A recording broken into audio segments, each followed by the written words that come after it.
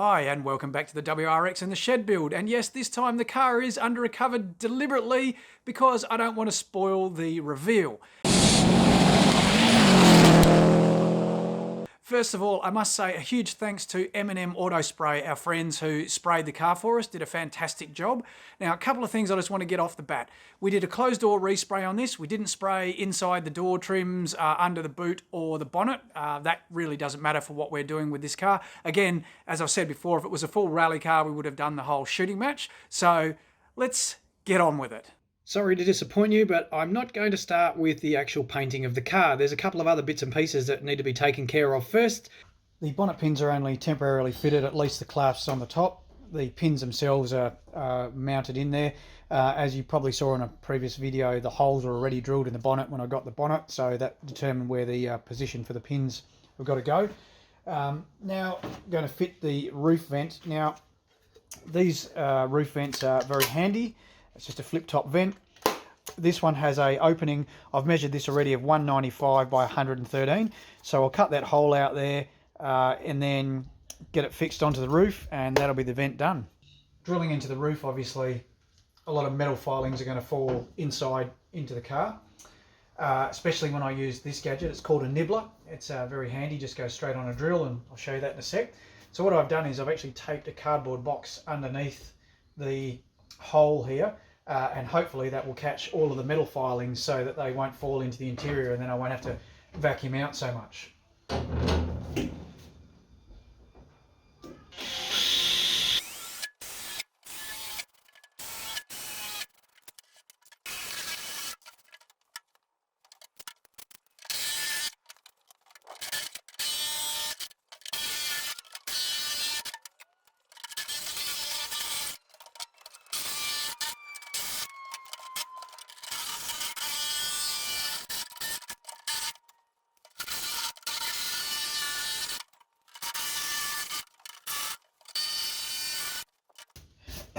And as you can see, in a very short space of time, you can cut a decent hole.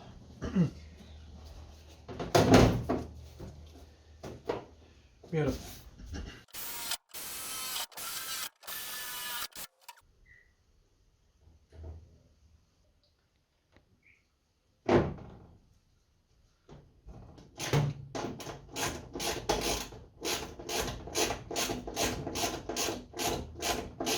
Well, basically, in a rally car, you want to keep as much dust and dirt out of the car as you can.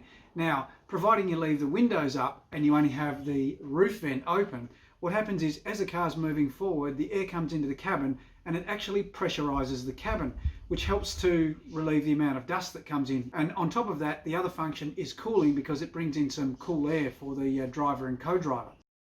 With those bits and pieces sorted, it was then over to M&M Auto Spray to get a coat of paint.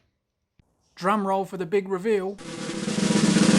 We've painted the car in 74F. That's a Subaru colour, and it is very similar to the World Rally Car Blue. This one, there's a few different shades. However, we've used 74F. It's a very common colour. A lot of Australian cars were painted with this, and as you can see, the guys have done a fantastic job, and it has come out really good. Of course, painting the car is one thing. The next thing is putting it all back together again. Okay, we'll start with the back of the car first.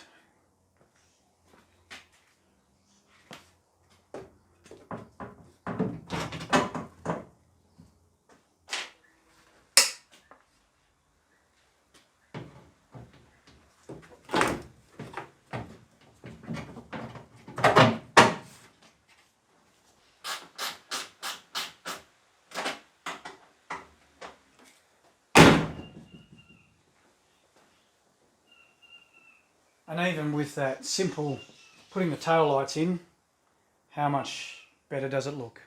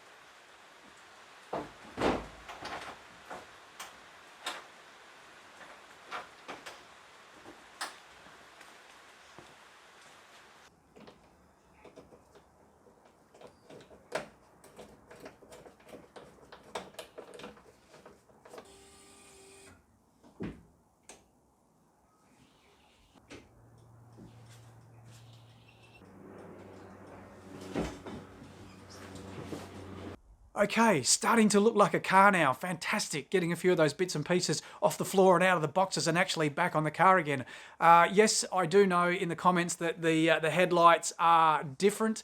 Yes, I didn't have a match pair, unfortunately, to suit this version. They both work, so they'll be fine. Still a long way to go with bits and pieces. However, it is coming together. Also have a trick in the next episode that we're going to sort out with the fog lights down there. We'll show you what we're going to do with those.